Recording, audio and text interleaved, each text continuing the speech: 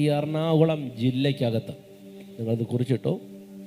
ഈ എറണാകുളം ജില്ലയ്ക്കകത്ത് എന്തോ ഒരു ഫാക്ടറി പോലെ അതിനകത്തുനിന്ന് ഞാൻ നോക്കുമ്പോൾ കറുത്ത കട്ടിയുള്ള പുക ഇങ്ങനെ ശക്തമായിട്ട് വമിക്കുന്നു.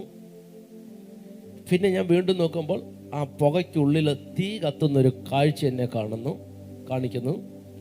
അതിനുശേഷം ആ പുക പല സ്ഥലങ്ങളിൽ ആളുകൾ ഭയപ്പെടത്തക്ക ലെവലിൽ പടരുന്നത് പോലുള്ളൊരു കാഴ്ച എന്നെ കർത്താവ് കാണിക്കുകയാണ്. ഈ എറണാകുളം ജില്ലയ്ക്കകത്താണ് അത് സംഭവിക്കാൻ പോകുന്നത്. പത്രങ്ങളിൽ, TV മാധ്യമങ്ങളിൽ ആ പുക ഉയരുന്ന ഫോട്ടോ അച്ചടിച്ച് വരുന്ന എന്നെ കാണിക്കുന്ന കർത്താവ്. അതൊരു ചെറിയ നിസ്സാരമായ ഒരു കാര്യമല്ല. മണിക്കൂറുകൾ എടുത്ത് മാത്രമേ അത് അണയ്ക്കാൻ പറ്റുള്ളൂ. ദൈവജനം അതിനു വേണ്ടി ഇന്നോട്ട് പ്രാർത്ഥിച്ചു തുടങ്ങുക. അപകടങ്ങൾ മാറിപ്പോകണം. അവിടെ നിന്നുള്ള പേടിപ്പിക്കുന്ന ദൃശ്യങ്ങളാണ് കാണുന്നത്. കൊച്ചി നഗരത്തിൽ തൃക്കാക്കര നഗരസഭയിൽ വളരെ പ്രധാനപ്പെട്ട ജനവാസ മേഖലയിലാണ് വലിയ തീപിടുത്തം ഉണ്ടായത്.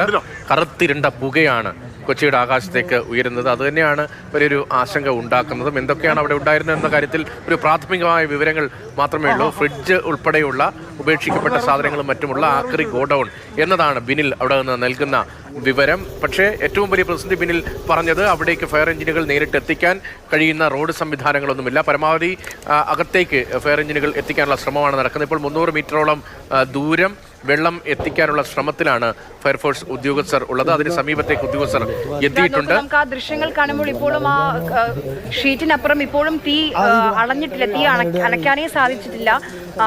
ഫയർഫോഴ്സിന് 2 യൂണിറ്റ് എത്തിയിട്ട് പോലും ശ്രമങ്ങൾ അത് തുടങ്ങിയിട്ടുള്ളൂ എന്ന് മാത്രമേ നമുക്ക് പറയാൻ കഴിയുള്ളൂ. ആ ദൃശ്യങ്ങൾ ഒരുപക്ഷെ വളരെ അടുത്ത് നിന്ന് കാണുമ്പോൾ ആ ഷീറ്റിനപ്പുറത്ത് ഇപ്പോഴും തീ പിടുത്തമുണ്ട്.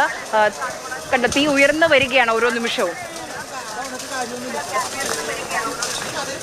കാക്കനാട് വാഴക്കാരയിൽ നിന്നുള്ള ദൃശ്യങ്ങളാണ് മാതൃഭൂമി ന്യൂസിലൂടെ പ്രേക്ഷകർ കാണുന്നത്. കൊച്ചി നഗരം ഒരു അവധി ദിനത്തിലാണ്. അതിനിടയിലാണ് ഇങ്ങനെ ഒരു വലിയ തീപിടുത്തവും അന്തരീക്ഷത്തിലെ കറുത്ത പുകയും ഉയരുന്നത്.